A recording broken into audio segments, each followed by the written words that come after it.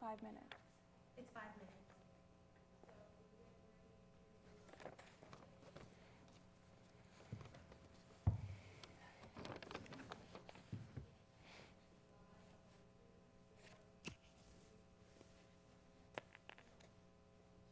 Hi there, I'm Tania. I'm Nathalie. And I'm Sonja. And welcome to Perspectives, the show where we talk about what's going on in the world today with a pop culture slant. What with the holidays coming up, this week will be particularly seasonally focused, with topics ranging from American Thanksgiving and the subsequent Black Friday craze to the proper way to greet someone by the time Christmas rolls around. Today on the show, we will be talking to Julie Stacy about what it's like as a Canadian to go Black Friday shopping in the States. Later, Joey Ferguson will be stopping by the studio to talk to us about the meaning of Movember and what it's like to be the man behind the mustache. But first, we'll be discussing the controversy surrounding Merry Christmas. Now, living in a place like Toronto with so many different cultures, it's always so difficult to please everyone, especially when it comes to dealing with religious holidays. But since when has something like a kind-hearted holiday greeting caused so much grief? Well, this started a couple days ago when I was at the grocery store. There was a man in front of me, and I guess the cashier told him, "Merry Christmas," and he sort of flipped out and he went sort of off on a tangent saying that, "Oh, I don't celebrate Christmas, you shouldn't be saying that to me, it's not polite." So it's just interesting how some people react to that. I don't get that reaction. I don't know. I think if you're, if someone's telling you something like Merry Christmas and it obviously has a good intention behind it, I don't see what there's to be upset about. I guess and I find that, when you say Happy Holidays, it just sounds so sterile and it doesn't really have it doesn't evoke the same atmosphere that Merry Christmas does. And Christmas has become sort of like a secular holiday anyway. It doesn't have, if you're saying Merry Christmas, you're not saying Merry Jesus' birthday. It doesn't mean the same thing anymore. People get images of Santa and, sleighs and presents. So I think, I don't know, I don't see the reason to get so upset about that. See, I understand where you're coming from, but I pick up on the point that you said it sounds sterile to say Happy Holidays, but because it's so politically correct, I think it could apply and be accepted by so many more people, and it includes everyone, Yes, it is still a kind-hearted holiday greeting. So I think it just depends on your own personal opinions on it. Yeah. Yeah, I agree. Merry Christmas, you're not really forcing anyone to do anything. You just want to wish them well. But I think especially living in a place like Toronto where there's so many different people and so many different holidays that people celebrate, maybe Happy Holidays is sort of the safe way to go when you don't really know what the other person is thinking or you don't really know what they celebrate. It's just sort of, and it's a pleasant greeting as well. Or same thing with seasons greetings. Yeah, it's just really neutral. So I think, But that's so boring, When you think of Christmas, you don't want it to be neutral. You want it to evoke that feeling, I think just because it hasn't been around long enough. It hasn't gathered that feeling and that Happy Holidays hasn't. Yeah, exactly. So. Well, you could argue that it hasn't because people don't want to say that, but they're forced to because the whole politically correct movement, I don't know, if someone wished me a happy Hanukkah, even though I'm not Jewish, I would be like, thanks, I wouldn't take offense to it. Yeah, well, that's one gentleman. He really was offensive, and I don't know what religion he was, but he really took offense to it, and I thought, well, she's just trying to be nice, just this poor girl working at a grocery store. Yeah. So, I don't know, it's just an interesting topic to see what people's opinions are. Yeah, I think so. Mm-hmm. It's always a topic of debate, always a topic of discussion. Mm-hmm. To share your thoughts on the issue, feel free to post on our website and maybe even see your perspective on the show next week. All right. So as anyone who's ever been Christmas shopping at the last minute can attest to, going to the mall in the middle of a busy holiday season can be a nightmare. South of the border, Americans are forced to experience the frenzy twice, suffering through packed and potentially violent crowds in order to get some fantastic sales on Black Friday, the day immediately that follows Thanksgiving. Today we're talking with Julie Stacy, one of many Canadians who will brace the throngs of people and mind-numbing wait at the border, all for a chance at getting in on some of the sales. So why do you go down to the States for Black Friday shopping?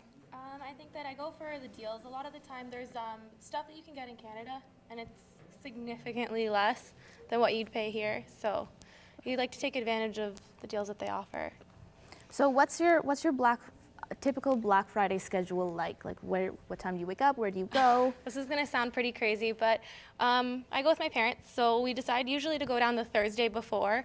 And there's a lot of local hotels and stuff that you can stay at, which is great. So We go and just usually check in, have dinner, whatever, relax. Most stores are open by midnight on Thursday, which is kind of weird. But And they stay open they all day? stay Oh open my the gosh. entire next day. So it's a long day.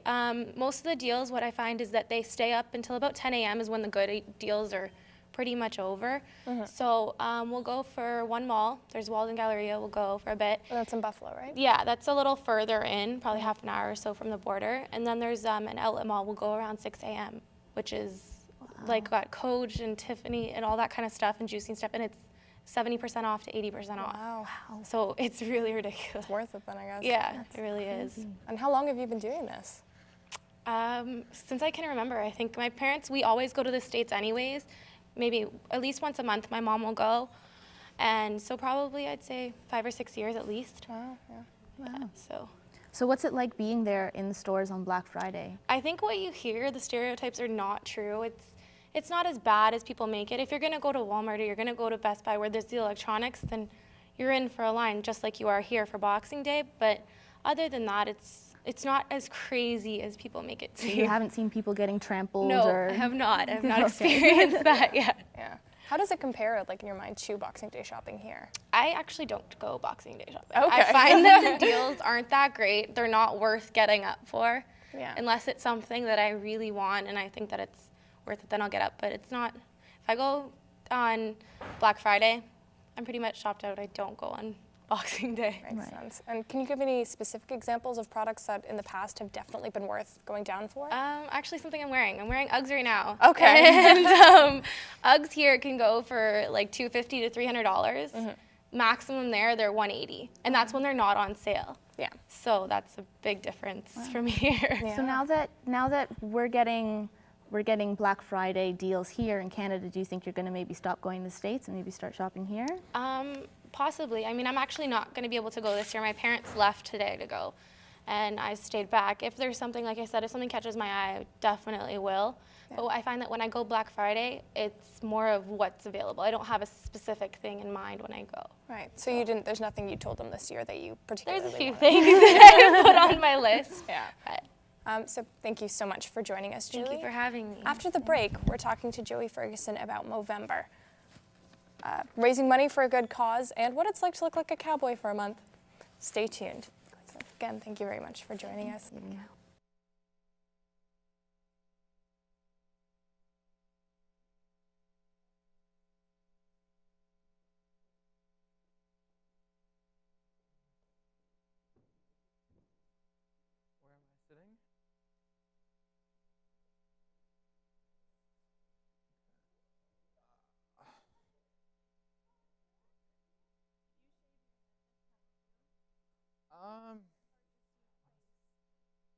I shaved my head like, nah, I was reading late. I was going to, but ended up being like, I don't have time. Yeah. And it wasn't like that long at the time, so I was like, afterwards. Afterwards. No, it's cool. Are you doing it like with RTA this year or just by yourself? No, just by myself. I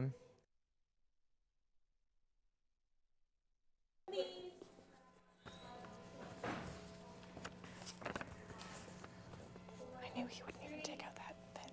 Yeah. Welcome back to Perspectives. Now, if you're a woman, you either hate it or you love it. I'm talking about the stashes and the beards men grow out for Movember to raise money for prostate cancer. Joey Ferguson is taking part in the month-long initiative and is here to share what this cause means to him. Welcome, Joey. Thank you for having me. So, what does Movember mean to you? Movember is a time, I think, it's a way that I like to say lazy people can join a charity. Because most charities that raise money, especially for causes like cancer, is like you have to go for a run, you go for a walk, stuff like that. For Movember, you just don't shave. And then you raise money by having a mustache for a month. And so why did you decide to take part in it? This is something last year was the first year I started with doing Movember. I hadn't really heard about it before then, and then one of my classmates told me about it. And actually, I know someone personally who's been affected by prostate cancer, so the cause immediately struck with me. I was like, this is something that I should do. to help both him and like the thousands of people who are affected by prostate cancer all the time. And so you have a personal cause with a personal connection, with the cause. Yeah. But these days you find men just growing mustaches during November for the heck of it, and it almost feels like it becomes like a contest of masculinity. So do you feel like sort of the purpose and the original meaning behind Movember has been lost almost? I think this is like a two-edged sword type of thing, because you could say, yes, it has, because people aren't, maybe they're just growing mustaches for the, just to do it, they're not trying to raise money and awareness and all that. But at the same time, they are raising awareness because everyone's noticing. Whereas 3 years ago, you wouldn't have noticed like this amount of men growing mustaches, but now you do, and it makes you think, and maybe someone will look into it and then they'll get involved. So it could go either way, I guess. And now I feel it's not even just an exclusively a male thing to do. You have women who are growing out their leg hair for Movember, and I always find it interesting because people always cringe at that, and they don't like it, but they're fine when men have huge mustaches or huge beards. So what's your opinion on that? I actually hadn't heard of that before you mentioned that. But I don't know, it's kind of interesting. I don't see a problem with it. Like, if men can grow out their hair, why can't women? It might be a little different for women because they can hide it, where men, it's hard to hide just your face, but I'm fine with it. And so during this month, what means have you used to raise money for the cause? Just talking to people. Social media is always a big thing. If you're looking at your newsfeed, you always see friends, family posting things about Movember. So just small ways like that, just to spread awareness and get people to know about the cause. And so how can someone like me donate to your Movember cause? Just going to the Movember website, there's a big donate button. You can just donate right there. And you can also see all the other people who are trying to raise money as well. Thanks so much, Joey. Thank you. We'll be back with more perspectives after the break. Stay tuned.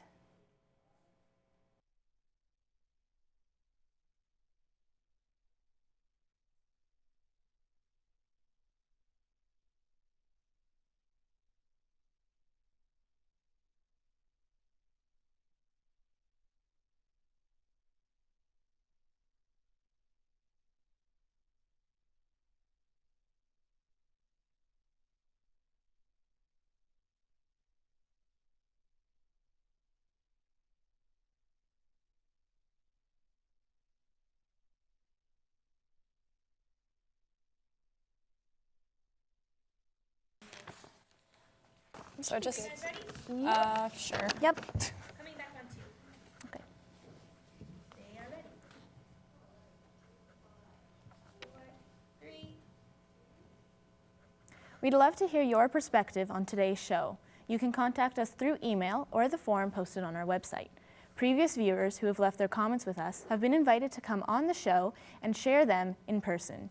And with our annual Christmas competition coming up, there's no better way to give yourself an edge. We choose 2 of our favorite comments from the site and enter them into a lottery. So comment well and comment often. On next week's show, For some, the end of the world is just days away, but others aren't quite so convinced. Next week, we'll talk to Anthony Avini, a professor of astronomy and anthropology at Colgate University in New York. Now, he doesn't buy into any of the hype and apparently has the proof to back it up. On the flip side, we'll also be talking to Kevin Jung, who has already taken all his money out of the bank and set off on a nationwide road trip to spread the word of impending doom. thanks for joining us today. I'm Nathalie. I'm Tania. And I'm Sonja. This has been Perspectives. See you next time.